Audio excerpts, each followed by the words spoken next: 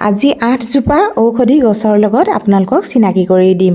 ঔষধি গছবিলাক হৈছে এইজোপাৰ নাম ইনচুলিন গছ। কাৰোবাৰ যদি ইনচুলিন কম আছে তেতিয়াহ'লে ইয়াৰ পাত খাব লাগে। আগতে ভিডিঅ' আপলোড কৰিছিলোঁ, আপোনালোকলৈ চাব বুলি আশা ৰাখিছোঁ। আৰু এইজোপাৰ নাম হৈছে মেহগনি গছ। পোক পৰুৱা নাশ কৰিবৰ কাৰণে ব্যৱহাৰ কৰা হয়। ফ্লিপকাৰ্টৰ পৰা অৰ্ডাৰ কৰিছিলোঁ এজোপা দামী গছ।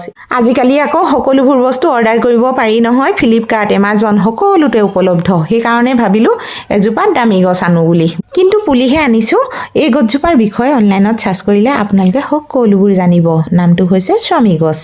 এতিয়া আৰু এজোপা দেখুৱাওঁ বলক। এইফালে জেওৰাখন পাৰ হ'ব লাগিব, তেতিয়াহে গছজোপা দেখুৱাব পাৰিম। আপোনালোকে লাচকচি গছ চিনি পায় নাই বাৰু? এইজোপা নামেই হৈছে লাচকচি গছ। তাৰ কাষতে আছে এজোপা ক'লাদহি কচু। ইয়াৰ গেলা ঠাৰি লৈ নহৰুৰ লগত পিচি দাঁত পোকে খালে গালত লগাব লাগে। বহুতো লোকে কেঁচুমূৰীয়া ঔষধ খুজি আছিল। মই কিন্তু কেঁচুমূৰীয়া ঔষধ এই ফুটুকলা গছৰ আপোনালোকলৈ আগবঢ়াইছিলোঁ। 17টা জালুক আৰু এনেকুৱা ধৰণৰ পাত আপোনালোকে ল'ব ছিঙি। গছজোপা ঔষধ গছ।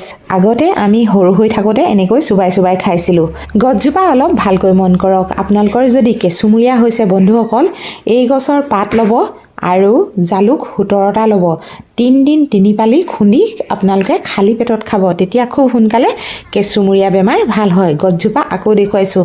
এইজোপা হৈছে বগা কাঞ্চন। ঔষধি হিচাপে ব্যৱহাৰ কৰা হয়। ফুল পাত ইয়াৰ বহুত গুণ আছে আৰু ছালো ব্যৱহাৰ কৰে। সৰু সৰু গাঙঠি ওলালে ইয়াৰ ফুল আৰু পাত পিচি লগাব লাগে। ৰঙা এৰা গছ, ঠাইভেদে বেলেগ বেলেগ নাম আছে, কিন্তু আমি এৰা গছ বুলিয়ে কওঁ। এজোপাৰ গুটি আৰু গাগছ, ডাল পাত সকলোবোৰ ঔষধিযুক্ত। বহুতো ভিডিঅ' আপলোড কৰা আছে, চাব বুলি আশা ৰাখিলোঁ।